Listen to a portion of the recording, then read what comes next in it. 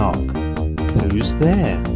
Why, it's me, the Off-Rail-Gamer, and I'm bringing you episode 31 of the Off the Rails podcast.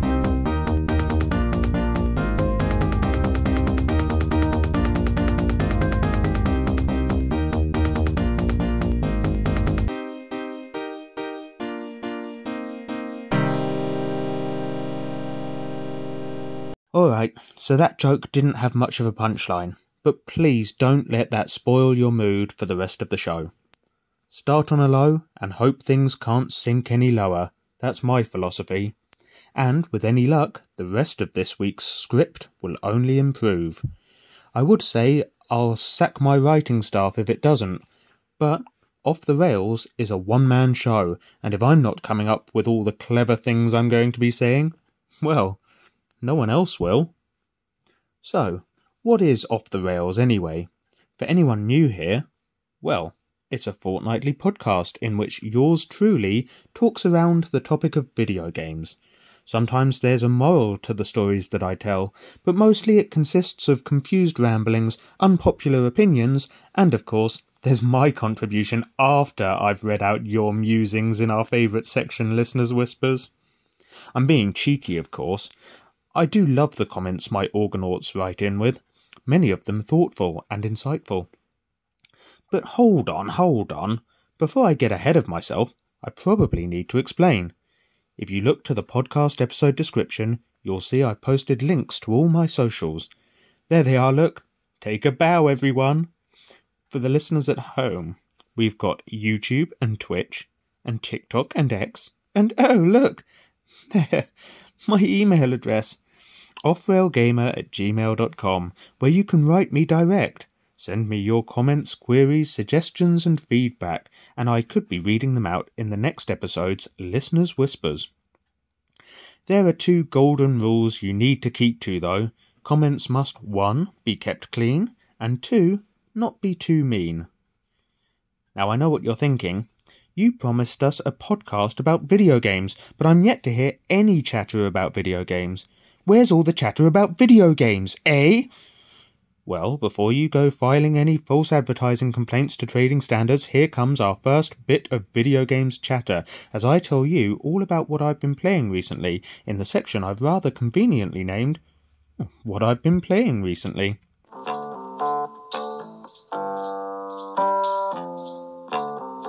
Well, first things first, I've continued playing Monster Hunter with my friends via Nintendo Switch Online, and whilst I'm sure they're still carrying me, I have been able to craft some pretty badass gear, and together we've completed the base game. But that doesn't mean it's all over. In fact, I understand there are still many Master Rank monsters we've not encountered yet. So thankfully, there should still be a good number of hours to sink into this title before I'm done with it. I'm also still playing Holio, which I talked about last time as well. I have to say, it's way more addictive than it has any right to be, but there is something very satisfying in simply roaming around swallowing entire worlds. Also on Switch, I played a little Monopoly. I think it's called Monopoly Madness. I'm only playing against AI opponents, but it's fun nonetheless, and whiles away the hours. But more importantly, I got Jack and Daxter working, and streamed some gameplay on TikTok. We're not far into the game yet, so you've not missed much if you wanted to join the next one, though it does remind me that I really need to get back to Clive and Wrench at some point too. Off-channel, I booted up a game that I haven't played in more than half my lifetime, and it was in fact a game that I received for my 16th birthday. Way back on the PS2, we got a video game of The Godfather, which kind of follows the plot of the Mario Puzo novel and Francis Ford Coppola movie adaptation. It's an interesting game, as many of the movie actors' likenesses were captured, save Al Pacino, whose likeness had been licensed to the Scarface game developed around the same time. This means you'll be staring at the Wish version of Michael Corleone the entire time. The major plot lines are covered in this gem of a game, but a lot of what happens is now driven by you, an up-and-coming nobody rising through the ranks of the Corleone crime family. I adored this game as a kid and gave my summer to driving around late 1940s New York, demanding protection money from businesses and growing our criminal empire. I don't want to go into too extensive detail here, as I plan to one day down the line devote an episode to this game. First, I need to finish my playthrough to refresh my memory with enough details so as to be able to deliver a 15-minute presentation on the subject. Then, at some point, I really need to give The Godfather 2 on Xbox 360 another shot, as I'd pretty much written this game off before even getting into it, and there are many gamers online who absolutely rave about it. So maybe this is me getting back into my gangster phase. I can tie it in with the Getaway and Mafia games too. That's not quite all I've been up to, but in a shock turn of events, I actually have some gaming news to share with you, so let's jump into that then.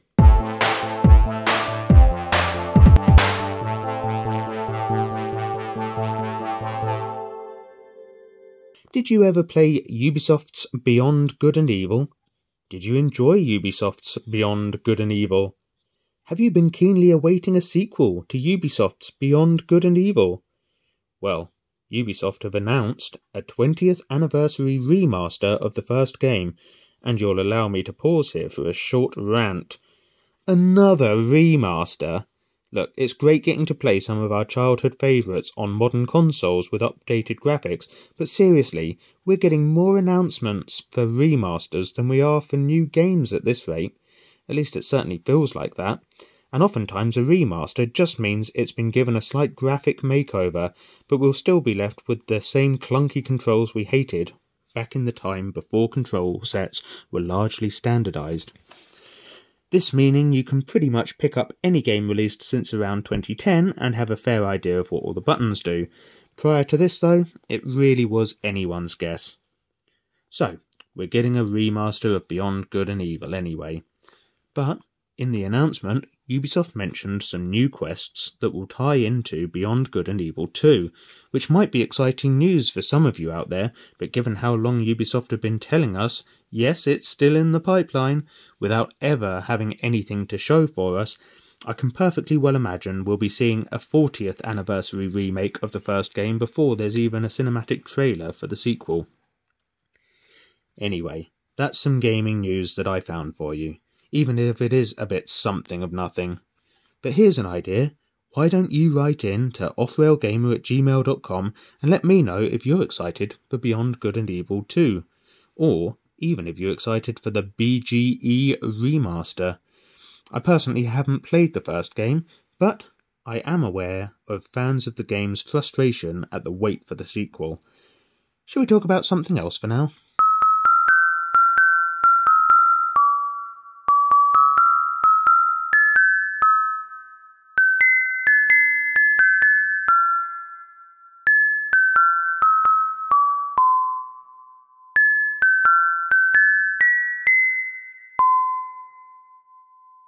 Hi, offrailgamer. First up, I wanted to ask what that voice was you put on when reading my last email. I'll have you know I don't sound anything like that, so please read this note in a more sophisticated tone, if you don't mind. I've been meaning to write in again, but you know how these things go, and here we are, bare time later, before I actually get around to putting finger to keyboard. Yes, I picked up on your little gimmick of bringing back decade-old overused phrases, and bare time is one I thought you could add to your collection, if you want. Anyway, I've been rambling off-topic almost as bad as you here.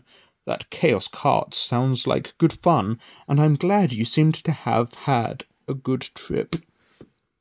I've noticed a lot of your content focuses around the past in terms of video games, and wondered if there are any new or future releases that you're excited about. Please discuss. That's all for now. Gemma. And that message, of course, came in from Gemma in South Shields. Good to hear from you again, and I hope you like the voice I put on to read it out. Otherwise, I guess there's always Cameo for the next time, eh? I do talk a lot about older video games, but that's kind of because there are a lot of games from every generation that don't really appeal to me. We're fortunate to have so many different titles to choose from, I suppose. I am still looking forward to some future releases, mind. You'll remember I previously spoke about the game forever ago, and I think you went away and watched the trailer. Well, there's still no further update on that, but I remain hopeful that we will see its release one day. Then, of course, there's the announced Indiana Jones and, is it The Great Circle? That game looks really cool and I can't wait to give it a play. From memory, I think it's going to be an Xbox exclusive, so I guess I'll have to reinstate Live. Oh, and don't forget we're getting a new Fable game, I think next year. This looks really cool, and there were giants in the announced trailer, so hopefully it'll do something new and exciting on top of resurrecting a great series. Now, I understand Fable may be releasing around the same time as GTA 6. I hope this won't affect Fable's sales too negatively, but let's be honest, it looks like Rockstar are going to totally blow everything else out of the water again. And I'd say it looks like GTA 6 is going to prove to be well worth the 13-year wait. But lately, and I promise I'm coming towards the end of my response here, I've been getting most excited for any new Atari pickups. Generally, this does result in me banging on about old games as usual, but presently I'm waiting for some new homebrews to arrive, all of which will feature on my socials when I do finally get my hands on them. And with that, I think we can conclude our Listeners' Whispers segment and get ourselves into the main part of the show.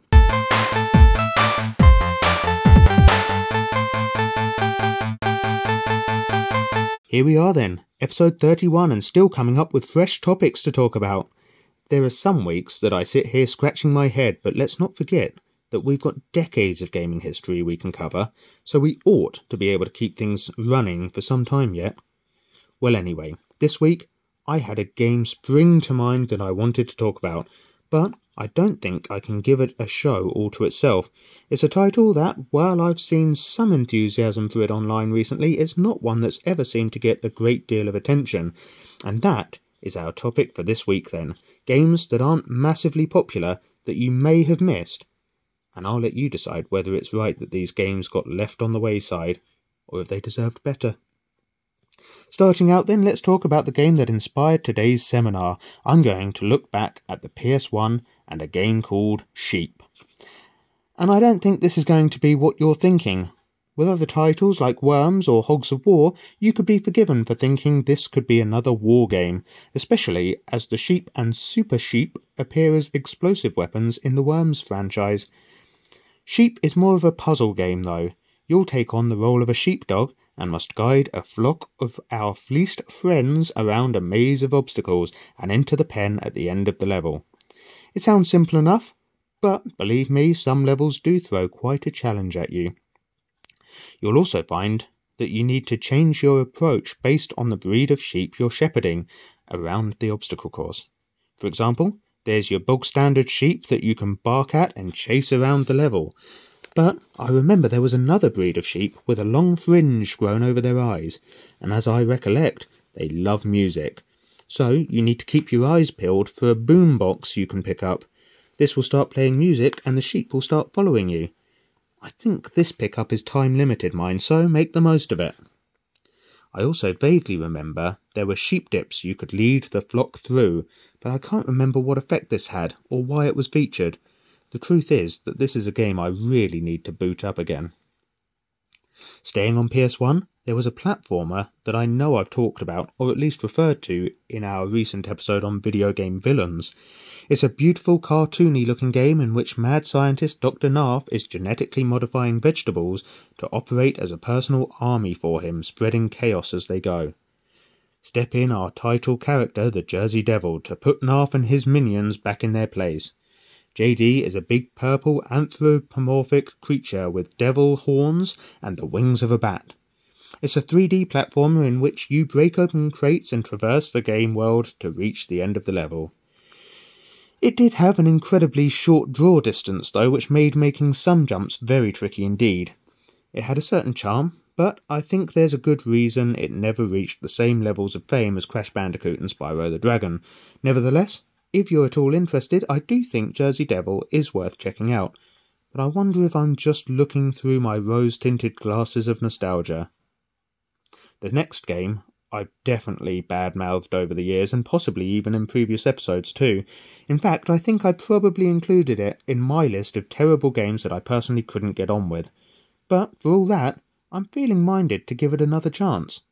It must have been a good 20 years since I last played Air Ranger Rescue Helicopter, and that seems long enough for me to start second-guessing myself and asking if I've been too harsh all this time.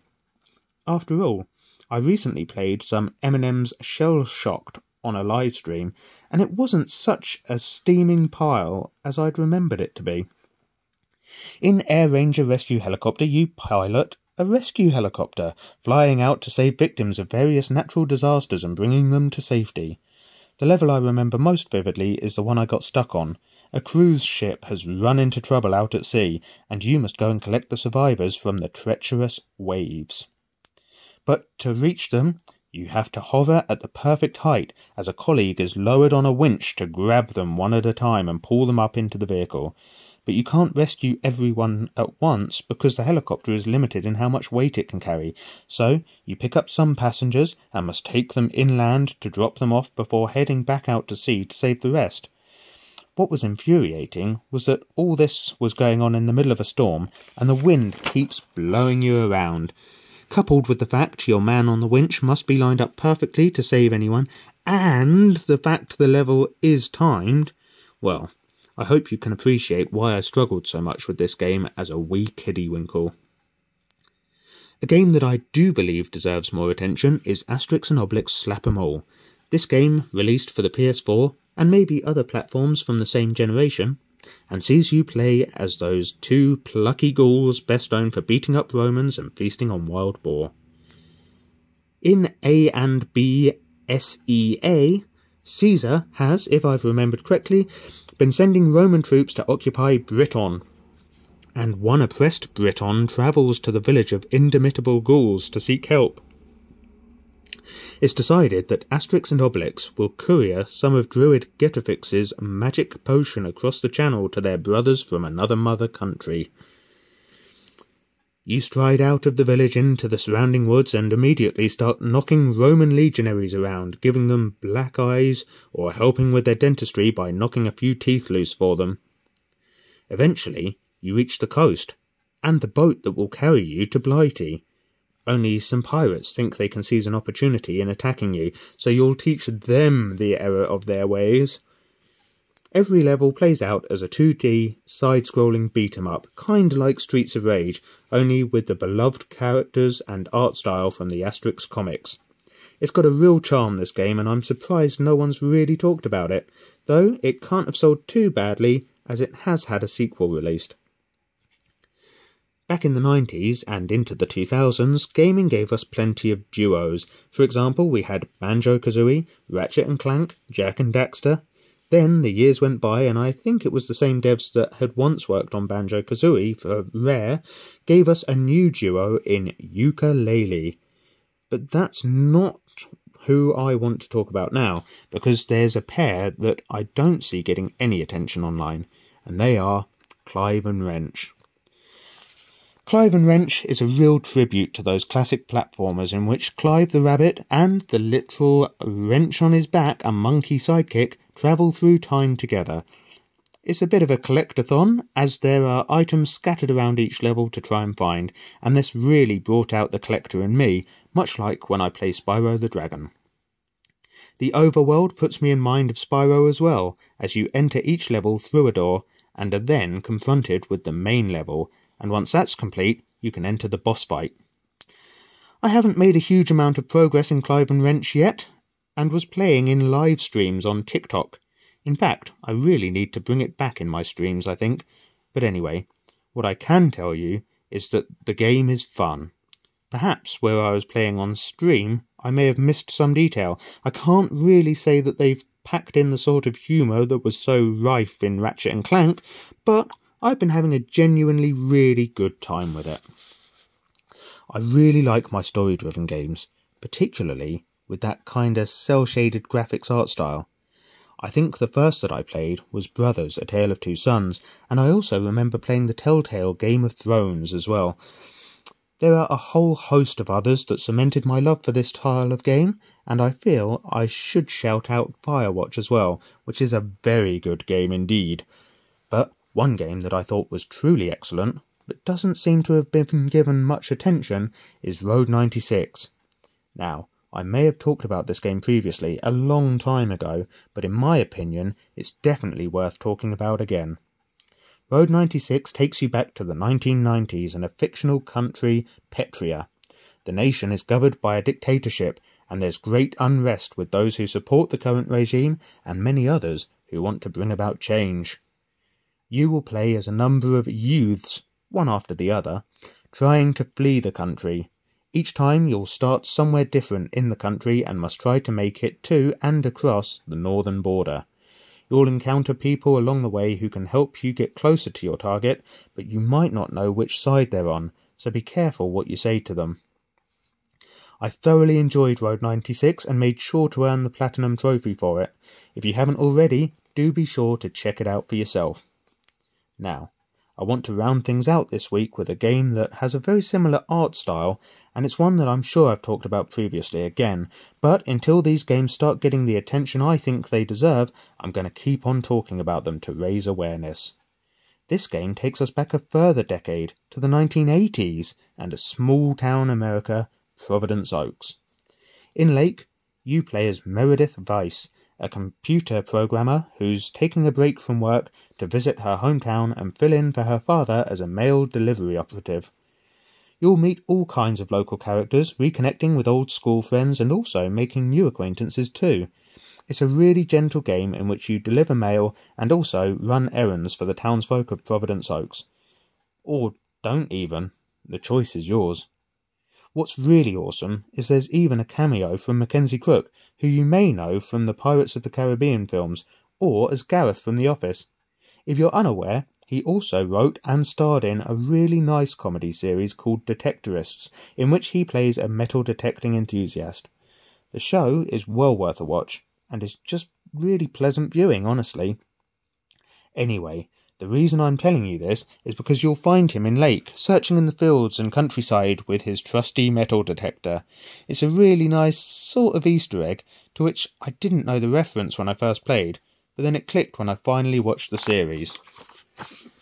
Lake isn't a high-octane AAA game, but it's beautiful to look at, and the characters and plot all make for a compelling playthrough. You can pick up the Platinum Trophy in around 7 hours, which is a Saturday well spent in my opinion. And those are some games I think more people should be talking about. This list isn't exhaustive, so I might come back and finish it one day. But why don't you write in and tell me if you've played any of these games, what you thought of them, and what other games you think don't get the love they deserve. offrailgamer@gmail.com is the place to write in with your comments. I'll be back in 2 weeks' time as usual, but until then, bye!